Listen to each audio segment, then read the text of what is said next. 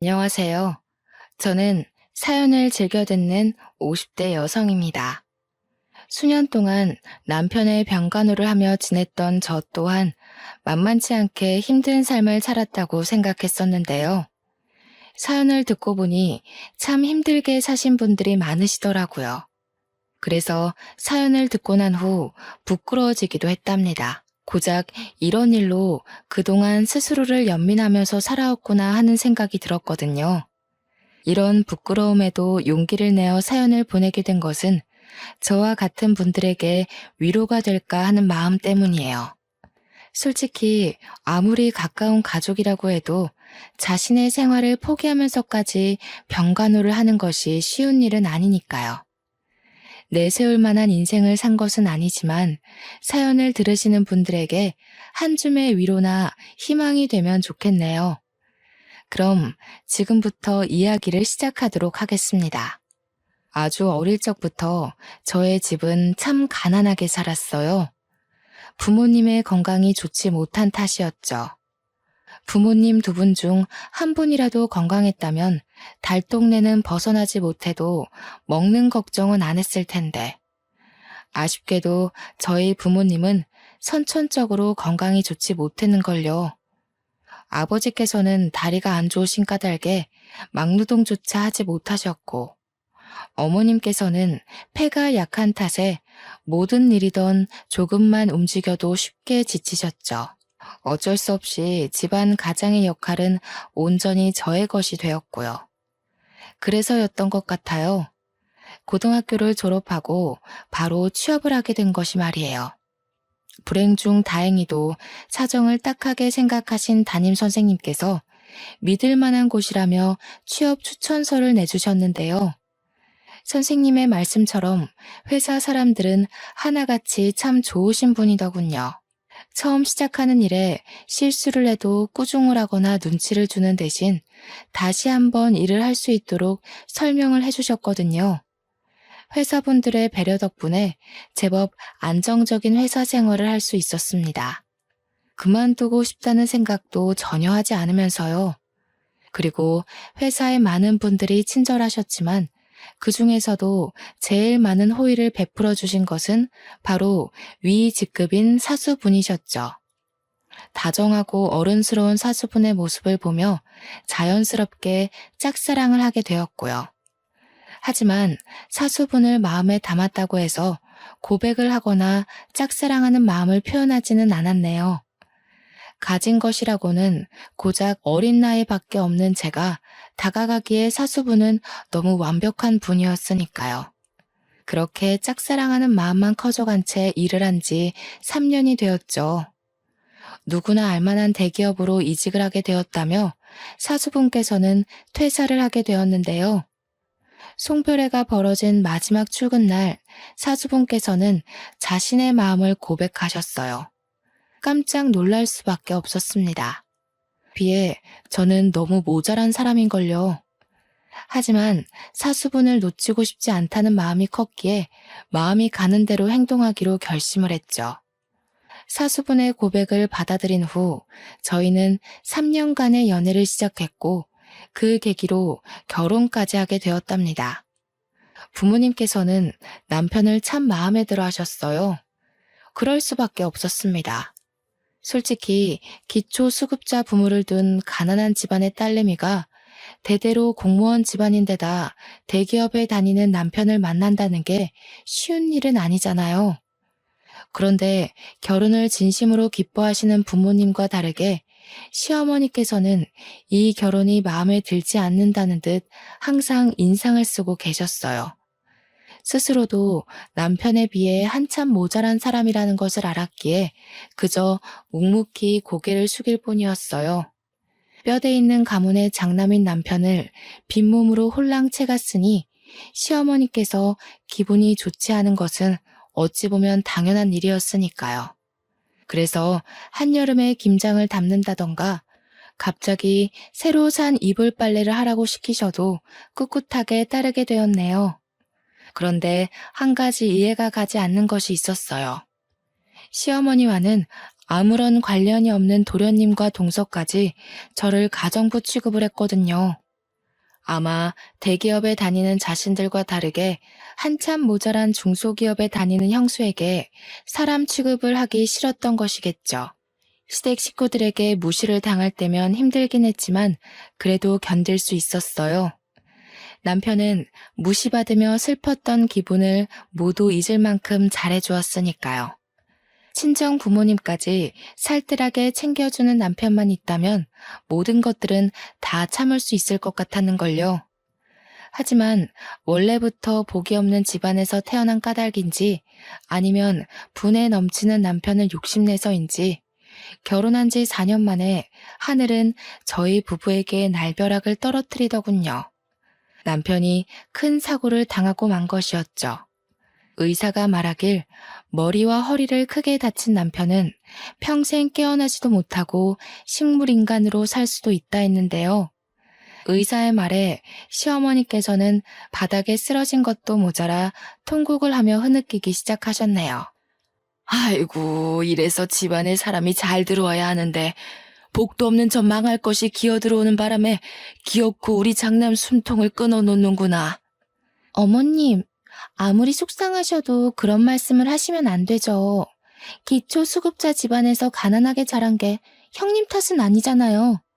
큰 사고를 겪은 남편 때문에 마음이 힘든 와중에 모든 책임을 친정에게 전가하는 시어머니와 동서를 보자 심란한 마음이 가라앉기는커녕 더욱 혼란스러워졌죠. 그래서 아무 말도 안 한 채 시어머니 앞에서 가만히 있었던 거고요. 그런데 시어머니는 가만히 있는 것도 마음에 들지 않는지 대놓고 흉을 보기 시작했습니다. 저 피도 눈물도 없는 것 같으니라고.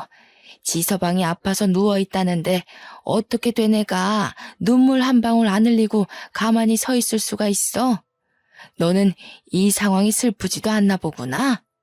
그런 게 아니라요. 그이가 갑자기 이렇게 됐다는 게 믿기지가 않아서요. 오냐, 나도 믿기지가 않는다. 어제까지만 해도 멀쩡하게 걸어서 제 발로 출근하던 아들이 교통사고로 식물인간이 될지도 모른다니 이게 다 삐쩍 고른 나무 마냥 복도 없는 네가 우리 집에 와서 생긴 일 아니냐? 너만 아니었어도 건강하던 우리 아들이 저렇게 병자 마냥 침대에 누워있을 일이라도 있었겠니? 죄송합니다, 어머님. 그이 깨어날 수 있도록 옆에서 열심히 노력할 테니 너무 걱정하지는 말아주세요. 염치가 있으면 응당 그래야지. 누구 때문에 우리 집 귀한 장남이 저리 크게 다쳤는데 시장 바닥에 굴러다니는 쓰레기 신세 되기 싫으면 하루라도 빨리 우리 아들 깨어날 수 있게 정성껏 간호해야 할 게다. 시어머니와 동서가 돌아가고 혼자 남아 산소호흡기를 꼽고 있는 남편을 보자 착잡함과 서글픔이 한꺼번에 몰려오더군요. 무거워진 마음은 이루 말할 수 없을 정도로 아파왔고요. 의학적인 지식이 있는 것도 아니고 그렇다고 남편이 빨리 나을 수 있도록 값비싼 돈을 내고 좋은 의료진을 개인적으로 모시고 올 수도 없는 상황에서 할 수 있는 것이라고는 기도와 정성 어린 병간호뿐이었어요. 다행히 이런 보잘것없는 상황에서 남편은 의식을 되찾아 주었죠. 참 고마운 일이었습니다. 그렇지만 진짜 힘든 일은 남편이 의식을 되찾은 후 시작되었네요. 물론 남편의 병간호를 전적으로 맡아서 하는 것이 당연했지만 현실적인 문제를 생각하지 않을 수가 없었거든요. 병간호를 위해 일을 그만둔다면 지금 당장은 남편의 회사에서 나온 퇴직금과 위로금과 보험금으로 그럭저럭 입에 풀칠을 할 수 있었지만 그 후의 일이 참 막막했죠. 그렇다고 남편의 병간호를 포기한 채 계속 일을 다닐 수도 없는 일이었어요. 하지만 힘든 일은 이뿐만이 아니었습니다. 다리를 크게 다친 아버지의 수술비까지 저의 지갑에서 나가야 했는걸요. 부모님께서는 얼마 전 생활비가 부족하다는 이유로 보험까지 해지하셨기에 수술비는 그 배로 들었습니다. 대출을 받을까 생각하기도 했지만 진짜 돈이 없을 미래를 생각하니 도저히 대출을 받을 수는 없었어요. 한참 동안 머리를 굴려보았지만 뾰족한 수는 떠오르지 않았고 하는 수 없이 시동생 부부에게 손을 벌리게 되었네요. 처음에는 시어머니에게 빌릴까도 생각해 보았지만 시어머니의 성격상 수술비를 빌려주기는커녕 불호령을 할 것이 뻔했기에 어쩔 수 없는 선택이었는걸요. 시동생이 비웃기는 할지언정 적어도 최대한 부탁을 하다 보면 돈을 빌려줄 것 같았거든요. 도련님, 이런 말씀 드리기 너무 염치 없다는 거 잘 알지만 돈 좀 빌려주실 수 있을까요? 당장 저희 아버지 다리 수술을 하셔야 하는데 돈이 없어서요. 형수님, 그렇게 안 받는데 엄청 뻔뻔하시네요. 형님이랑 관련된 돈을 빌려달라는 것도 아니고 친정아버지 수술을 하는데 돈을 빌려달라뇨. 어른이면 자기 집안일은 스스로 해결할 줄 아셔야죠. 절대 안 됩니다. 도련님은 생각보다 더 단호하게 나왔어요. 아마도 시어머니의 입김이 적용한 듯 싶었습니다. 평소에도 시어머니께서는 시동생 부부를 앉혀두고 없는 집구석에서 살던 저에게 절대로 돈을 빌려주지 말라며 신신당부를 하셨거든요. 한평생 가난하게 살던 것은 꼭 뒤통수를 치고 배신을 한다면서요. 돈을 갚는 데는 시간이 조금 걸릴 수도 있지만 그래도 절대로 도련님 돈 들고 도망갈 일은 없으니 이번 한 번만 도와주셨으면 좋겠어요. 지금 보니 우리 형이 참 불쌍하네요. 침대에 누워있는 우리 형님은 형수님이 손아래 동생한테 돈이나 꾸러다니는 양심 없는 사람인 줄은 꿈에도 모를 거잖아요. 이럴 줄 알았으면 결혼한다고 난리 피웠을 때 어떻게 해서든 반대하는 거였는데. 아무튼 저는요, 형수님한테 10원 한 장 빌려줄 생각이 없으니까 다른 데서 친정아버지 수술비를 구하던 아니면 직접 친정아버지 다리를 붙여주던 알아서 하시고 이만 돌아가세요. 도련님 제발요. 저 도련님 아니면 돈 나올 것도 없어서 그래요. 제발 사람 한 명 살리는 셈 치고 도와주세요. 돈만 빌려주시면 시키시는 일은 무조건 다 할게요. 도련님은 생각보다 매정한 사람이었습니다. 아무리 애원을 해도 절대로 돈을 빌려줄 수 없다고 했죠. 하지만 시동생 부부가 아니면 돈을 빌릴 곳이 없기에 죽기 살기로 시동생의 바지가랑이를 붙잡으며 두 손이 다를 정도로 빌었어요. 자존심까지 버리며 빌자 결국 시동생은 제 아버지의 수술비를 빌려주더라고요. 물론 빌린 돈을 다 갚을 때까지 무급으로 갓난쟁이인 시조카를 봐줘야 한다는 조건이 걸렸지만 그런 것은 중요하지 않았네요. 일이 어찌되었건 큰 고비는 넘긴 거잖아요. 아버지가 다리 수술을 마친 후 저의 일상은 어떻게 지나갔는지 알 수 없을 정도로 바쁘게 흘러나갔어요. 시조카를 돌보는 일부터 남편의 병간호 일까지 이 모든 것을 혼자서 해야 했으니까요. 남편에 대한 책임감과 수술비를 빌려준 도련님에게 감사한 마음으로 어떻게든 버텨보려 했지만 이 모든 일을 직장을 다니면서 병행하는 것은 불가능한 일처럼 보였어요. 그래서 어쩔 수 없이 직장을 그만두게 된 것이고요. 그나마 남편의 병원비에 관한 모든 돈은 시어머니께서 해주셨기에 남편의 퇴직금을 건드리는 일은 하지 않아도 되었어요. 어쩔 수 없이 들어가는 생활비는 받아놓은 퇴직금을 쪼개가며 썼기에 돈이 없어 허덕이는 최후의 밑바닥까지 떨어지지는 않았죠. 그렇지만 가장 힘든 것은 역시 남편이 언제 나을지 모른다는 좌절감이었네요. 아무리 긍정적으로 생각하려고 해도 하루 종일 누워만 있는 남편을 보고 있자면 그렇게 마음이 울적해질 수가 없었어요. 하지만 남편을 포기할 수는 없었습니다. 저희 부부에게는 노년에 함께 전국 여행을 하자는 소망이 있었으니까요. 그리고 그 소망 하나로 악자같이 노력을 하게 되었죠. 다행히 남편을 향한 노력이 하늘에 닿아서인지 남편의 상태 역시 차도를 보이기 시작하더군요. 비록 느리긴 했지만 의사소통을 할 수 있게 된 것은 물론 엄두도 못 내었던 재활치료까지 시작하게 되었고요. 서서히 차도를 보이는 남편의 모습에 마음이 급해지는 것은 사실이었지만 티를 내지 않기 위해 참 많은 노력을 했네요. 조바심을 내는 대신 남편이 빠르게 회복할 수 있도록 뒤에서 묵묵히 할 일을 했고요. 그리고 길고 길었던 8년이란 시간을 끝으로 남편은 완전히 완치를 했답니다. 물론 평생 한 발을 절어야 한다는 후유증이 남긴 했지만 남편이 일상적인 생활을 누릴 수 있다는 것만으로도 너무나 감사했기에 그런 것쯤은 아무런 문제가 되질 않았는걸요. 남편 또한 일상적인 생활을 할 수 있게 된 것만으로도 너무 감사하다며 대수롭지 않게 생각했죠. 시어머니 또한 완전히 병상에서 일어난 남편을 보며 감격의 눈물을 흘리셨습니다. 남편을 와락 끌어안으며 기뻐하는 시어머니의 모습을 보자 참 많은 생각이 들더군요. 저에게는 피도 눈물도 없는 시어머니였는데 남편에게는 인자한 어머니 그 자체셨거든요. 시어머니의 열렬한 환대가 있은 후 남편과 함께 집으로 돌아왔는데요. 8년 만에 찾은 평온함이었지만 저희 부부는 그 평온함을 즐길 시간이 없었네요. 남편이 침실에 누워있을 때는 코빼기도 안 비치던 시어머니께서 남편이 완치한 후 자기 집보다 더하게 저희 집을 들락날락 하셨거든요. 그리고는 시댁으로 돌아가는 길이 멀다며 1주일이고 2주일이고 저희 집에 머물기 일쑤였습니다. 솔직히 불쑥불쑥 저희 집에 찾아오는 시어머니가 그렇게 달갑지만은 않았네요.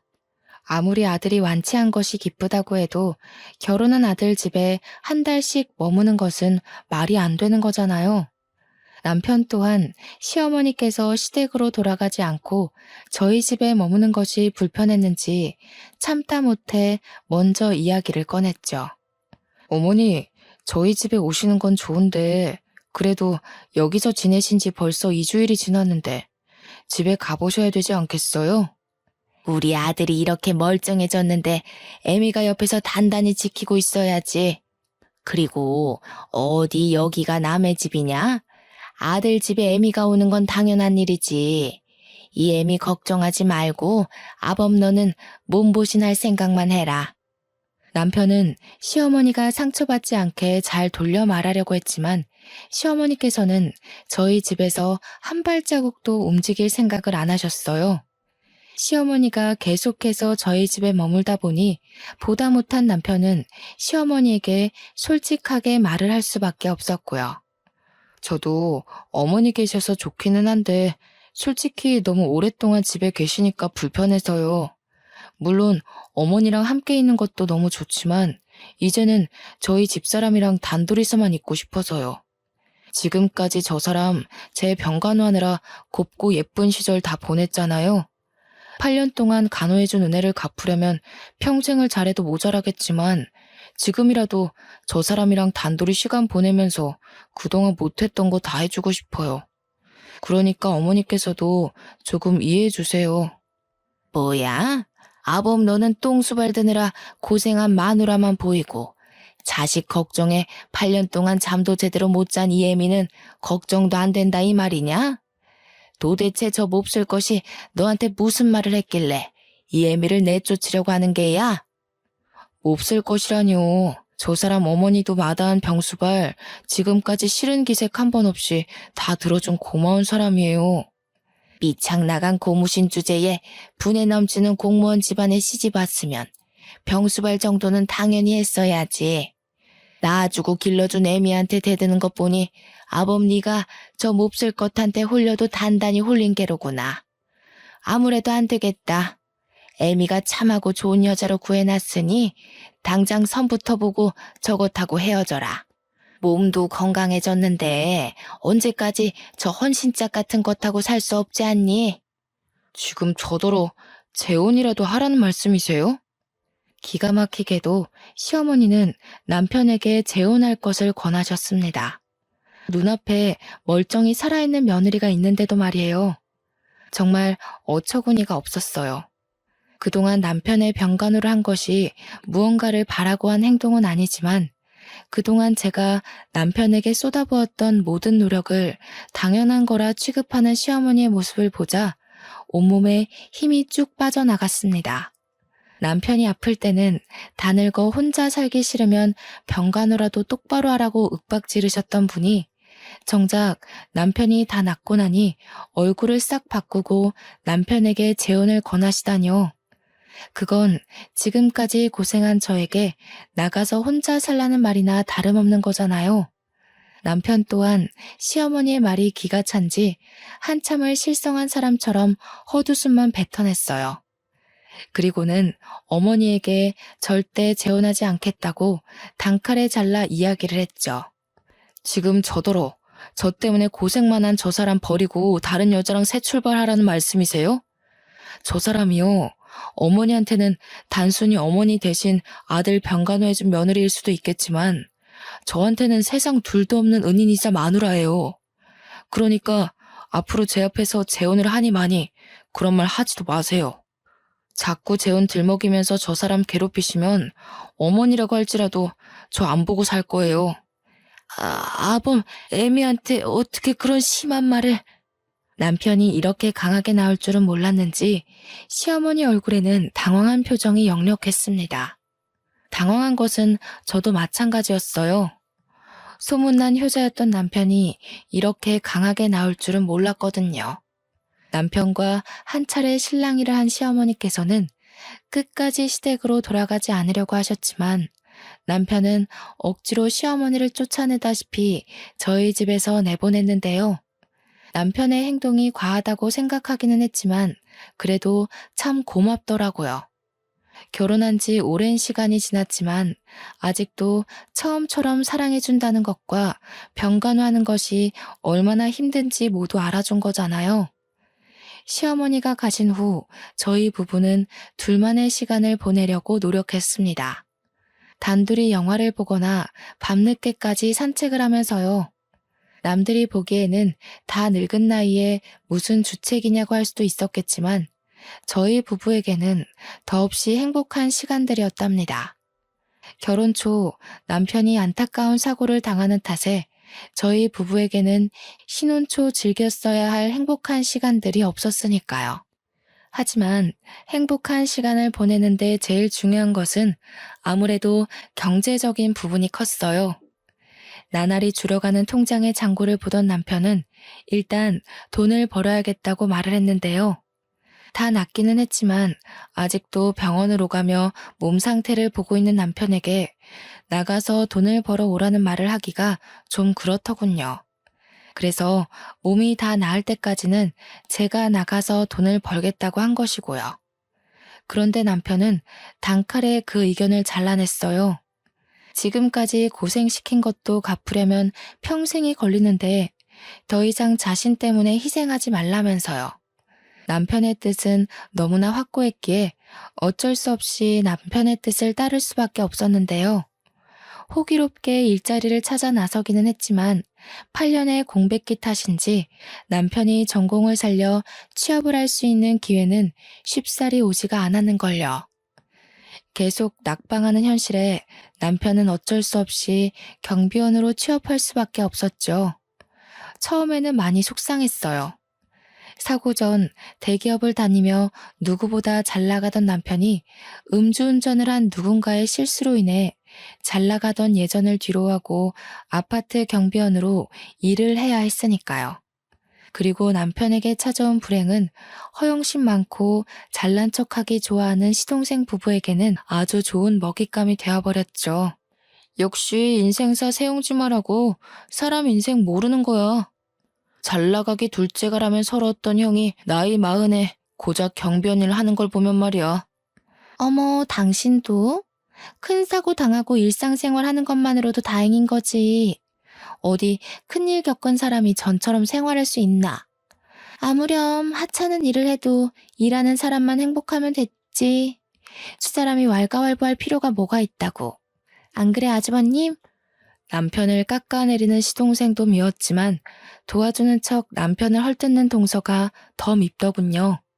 자세한 사정을 모르는 남이라면 그럴 수도 있다 넘어갈 수 있었지만 남도 아닌 가장 가까운 가족이 남편을 헐뜯는 것을 보니 도저히 그 상황을 참고만 있을 수 없었어요.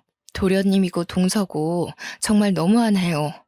아무리 잘못한 게 있다고 해도 감싸주는 게 가족이라고 하는데 하물며 잘못한 것도 아닌 사고 당한 걸로 조롱을 하다니요. 전후 사정 모르는 남도 이렇게 막대하지는 않을 거라고요. 참나 어이가 없어서. 형 없다고 바닥에 엎어져서 돈 빌려달라고 싹싹 빌던 게 누군데 이제 형님 돌아왔다고 유세 떠는 거예요? 유세 떠는 게 아니라 당연히 할 말은 하는 거죠. 입장 바꿔서 도련님 자식이 큰 사고 당하고 남한테 조롱당한다고 생각해보세요. 절대 농담으로 못 받아들이실 거잖아요. 세상에, 어디 그런 재수없는 소리를. 형수님, 아무리 그래도 할 말이 있고 못할 말이 있죠. 동서도 자기 자식 큰 사고 당한다는 소리 들으니까 기분 더럽지? 지금 내 기분이 딱 그래. 우리 남편이 뭐가 모자라서 동서 같은 사람한테 조롱을 당해야 하는데? 당신, 괜히 상대하지 마. 못 배운 집안 사람들이 다 그렇지 뭐. 배운 거 없어서 경우 없고 예의 없고 더 상대했다가는 우리 입만 아프니까 그만 가자고. 형수한테 못 배운 거라니 너 지금 말 다 했어? 가만히 있던 남편은 못 배운 집안이라는 말에 발끈하며 도련님의 멱살을 잡아 올렸습니다. 경우 없는 집안이랑 살더니 형도 상놈 다 됐네. 하나밖에 없는 동생 멱살이나 잡아 올리고. 앞으로 이런 상놈의 집안이랑은 상종도 안 할 테니까 어디 한번 집안 도움 없이 잘 살아보라고. 나도 너 같은 자식은 동생으로 치고 싶지도 않으니까 앞으로 우리 집에 발길할 생각도 하지 마라. 시동생이 떠나가고 난 후 착잡한 기분이 무겁게 어깨를 짓눌렀어요. 만약 시동생이 하는 말을 한 귀로 듣고 한 귀로 흘려들었으면 남편과 시동생의 사이가 틀어지는 일은 없었을 테니까요. 괜히 작은 말다툼 때문에 형제의 사이를 갈라놓은 것 같아 가슴이 무거웠는데요. 남편은 오히려 막말이란 짓거리는 놈과 확실하게 절연을 하게 되어 좋다고 말해주었어요. 그러면서 경우 없이 구는 혈육을 정리하고 평생 둘만을 위해 살 수 있게 되었으니 참 잘 되었다고 말을 해주었죠. 일이 어찌되었던 항상 편을 들어주려 노력하는 남편을 보며 이 사람과 결혼하길 참 잘했다는 생각을 하게 되었고요. 남편이 경비원으로 출근을 한 후 8년 만에 처음으로 혼자만의 시간을 가지게 되었는데요. 절대 일하지 말라는 남편의 충고에 혼자만의 여유를 즐겨보려고 노력했지만 그게 잘 안 되더군요. 그래서 가까운 마트에 계산원으로 일을 시작하게 되었어요. 물론 처음에는 남편의 거센 반대가 있었지만 혼자 있는 시간에 대한 불만을 토로하니 남편 또한 일하는 것을 허락해 주었고요. 남편은 일이 힘들면 언제 그만두어도 좋다고 말을 했지만 마트에서 일하는 것은 전혀 힘들지 않았습니다. 오히려 일을 하고 난 후 삶에 활력이 돌 정도로 좋았죠. 아나무인인 시동생 부부의 아이를 돌보는 것에 비하면 계산원으로서 하는 일은 너무나 쉬웠거든요. 짧게 일하는 마트 계산원 일은 큰 돈이 되지는 않았지만 남편에게 손을 벌리지 않고 부모님에게 용돈을 드릴 수 있다는 것이 참 기뻤습니다. 퇴근 시간이 1시간 일찍 끝나는 남편은 항상 집안 청소를 해주었는데요. 남편과 함께 평범하지만 소소한 행복을 누릴 수 있는 일상을 함께 할 수 있다는 것만으로도 참 감사했네요. 하지만 이런 행복은 그리 오래 가지 않았습니다. 남편에게 여자가 생겼기 때문이었죠. 처음에는 눈치를 채지 못했어요. 퇴근 시간이 3시간이나 늦어진 것도 갓 저녁을 먹지 않게 된 것도 모두 사정이 있어서라고 생각을 했거든요. 아무리 봐도 그쪽 남편 바람이 난 것 같아. 누가? 우리 남편이? 저 그럴 사람 아니니까 이상한 추측하지 말고 일이나 열심히 해.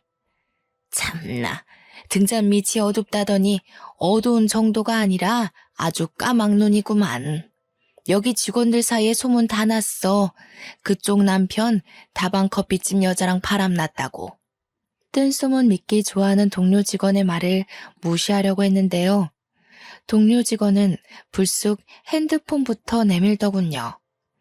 동료 직원의 핸드폰에는 민망한 차림의 여자와 팔짱을 끼고 있는 남편의 모습이 찍혀 있었습니다.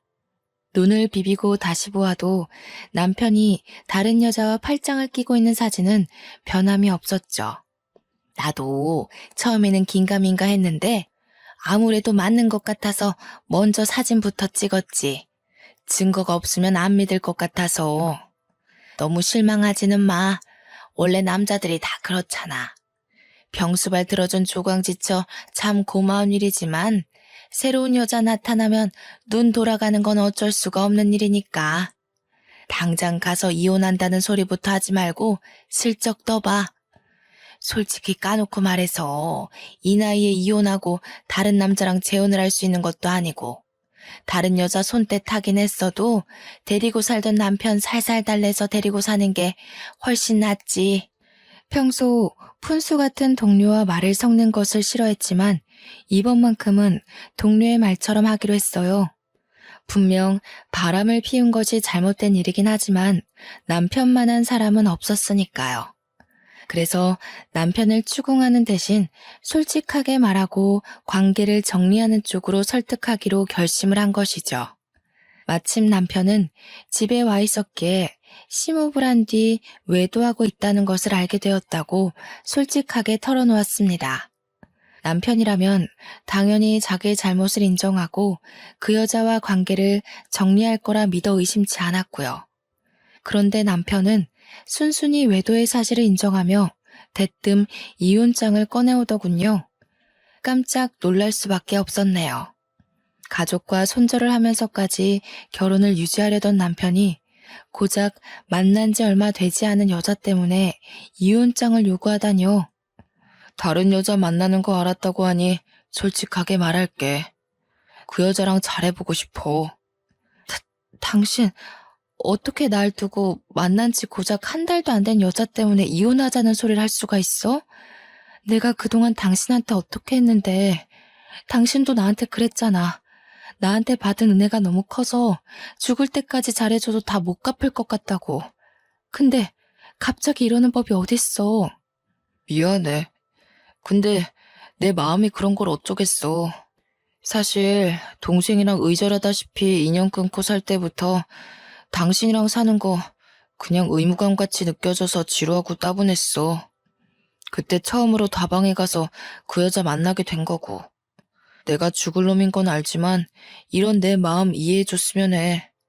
8년 동안 엉덩이에 진물이 나도록 침대에 누워 있었는데 늦었지만 지금이라도 죽을 때 후회 없이 내가 하고 싶은 대로 다 하면서 살고 싶어. 누구 마음대로 이혼을 해. 나는 절대 안 해줄 거야. 정말 미안해. 몇 푼 되지는 않지만 이 집이랑 내 통장에 있는 돈까지 다 당신한테 줄게. 새로 만난 여자 때문에 자신의 모든 재산까지 포기하면서 이혼을 선택하다니요. 서로를 바라보며 행복해하던 시절이 무색할 만큼 변한 남편을 보니 사고 소식을 듣고 달려갔을 때와는 비교도 할 수 없을 정도의 충격과 슬픔이 밀려왔는 걸요.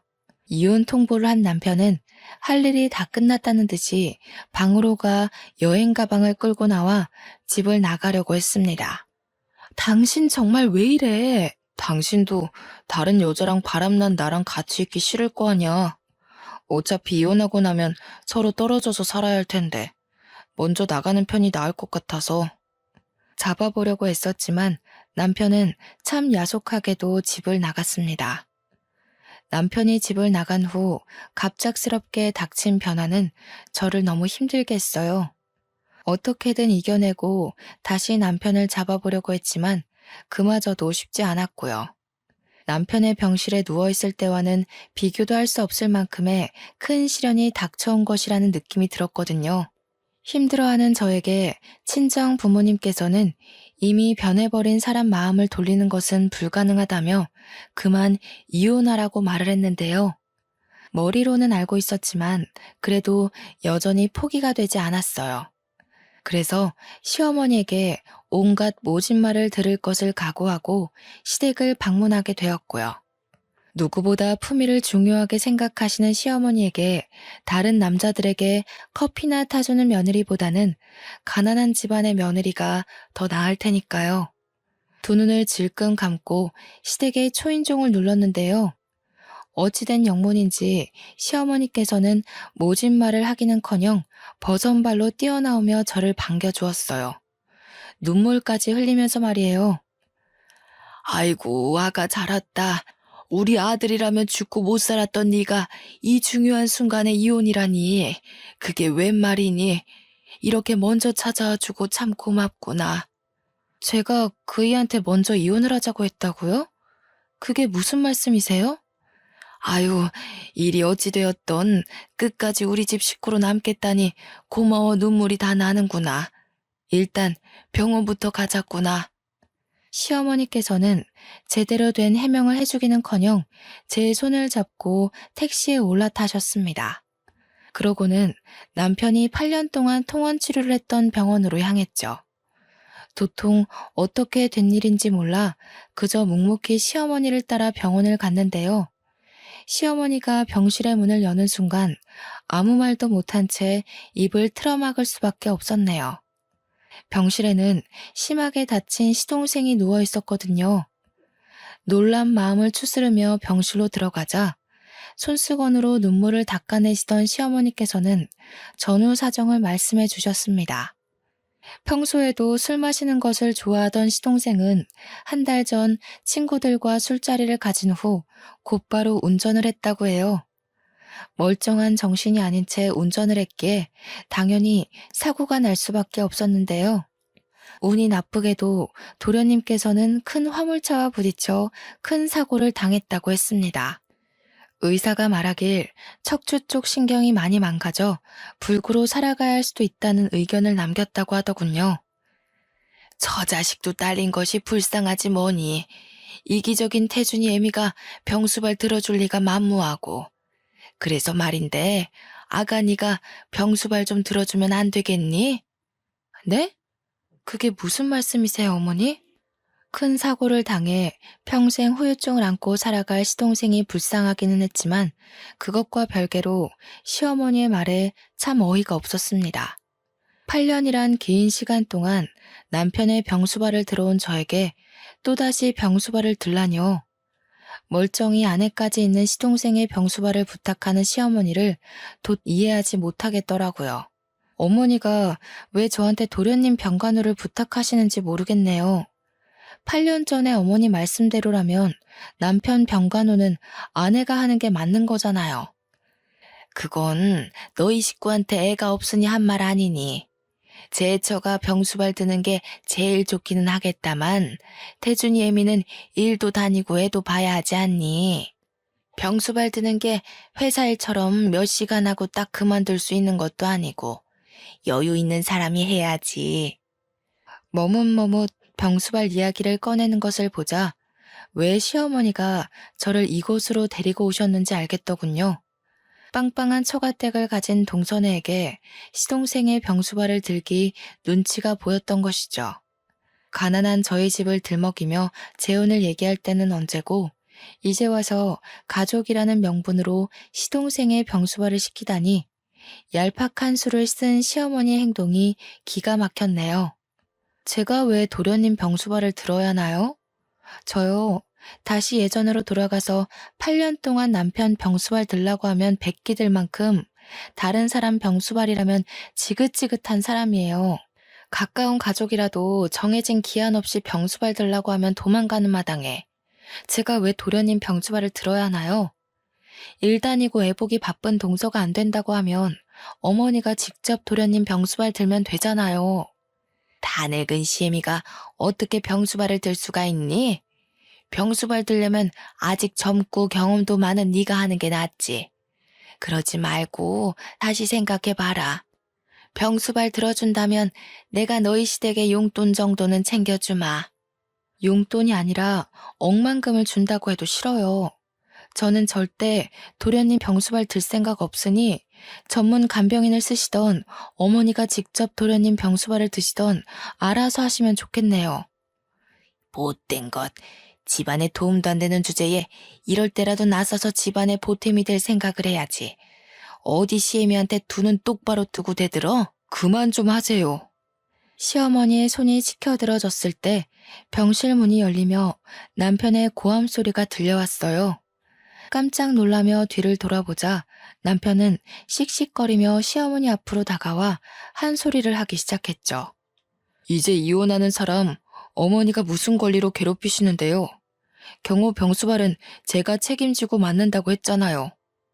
어떻게 애미 앞에서 똥수발이나 드는 천한 일을 한다고 난리를 칠 수가 있어? 네가 아주 이 애미 숨통 터지는 꼴을 보려고 작정을 했구나. 그럼 저도 어머님한테 여쭤볼게요. 저희 가족이랑 관련도 없는 이 사람은 무슨 잘못을 했길래 어머니나 저 대신에 똥수발이나 드는 일을 해야 하는데요. 아무리 자기 배로 낳은 아들이 귀하다고 해도 그렇지. 어머님 정말 너무하시네요. 사람도 장모님이랑 장인어른한테는 눈에 넣어도 안 아플 귀한 딸이라고요. 남의 집 귀한 딸을 8년씩이나 병수발 시킨 걸로는 모자라세요? 남편은 목에 핏대를 세우며 시어머니와 싸웠는데요. 그 모습을 보자 저도 모르게 왈칵 눈물이 쏟아지고 말았네요. 남편이 이혼하자고 했던 이유를 알아버렸거든요. 하지만 한 번 더 이혼하자고 했던 이유를 확인하고 싶었기에 병실을 나오는 길에 남편에게 물어보았어요. 왜 바람이 났다고 거짓말까지 하면서 이혼을 하자고 했는지요. 예상한 대로 남편은 저를 고생시키기 싫어서 일부러 바람이 난 것처럼 꾸미고 이혼을 하자고 했던 것이더군요. 이혼을 하지 않는 이상 끈질긴 시어머니가 도련님 병수발을 시킬 것을 알았던 것이었죠. 당신이랑 헤어질 바에는 차라리 도련님 병수발을 들면서 사는 게 낫지. 도련님 병수발 들 테니까 우리 이혼하지 말자. 기약 없는 병수발을 드는 것이 얼마나 힘든 일인지 알았지만 남편과 헤어지는 고통에 비하면 아무것도 아니었기에 먼저 도련님의 병수발을 들겠다고 나섰는데요. 남편은 그 말에 펄쩍 뛰며 절대적으로 반대를 했습니다. 말도 안 되는 소리 하지 마. 당신 나 병수발 든 거 한두 해도 아니고 자그마치 8년이야. 꽃다운 날 다 보내고 이렇게 살게 한 것도 미안한데 여기서 더 당신을 고생시키라고? 차라리 이혼하고 나 혼자 고생하면 했지 절대로 그렇게 못해. 나한테는 도련님 병수발 하는 것보다 당신이랑 헤어지고 혼자 사는 게 더 고통스러워. 당신 혼자 도련님 병수발 때문에 고생시키고 나 혼자 몸뚱이 편하게 있는다고 어디 행복할 것 같아? 오히려 고생하는 당신 생각나서 더 고통스러울걸? 당신 마음 충분히 알았으니까 너무 혼자 감내하려고 하지 말고 같이 하자. 힘든 일 있을 때 서로 위안되자고 있는 게 부부인 거잖아. 나 당신 없으면 못 살아. 나같이 못난 놈한테 목매지 말고 새로운 남자 만나 새 출발하고 행복하게 살아. 괜히 몸고생 마음고생 하지 말고.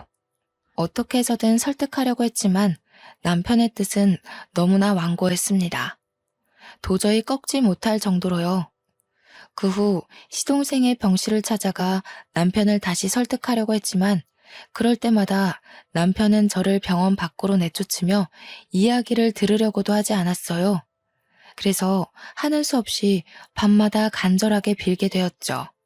남편과 이혼하지 않고 예전같이 잘 지낼 수 있는 기적이 일어나게 해달라고요. 바보 같은 생각인 것은 알았지만 다른 선택지는 없었어요.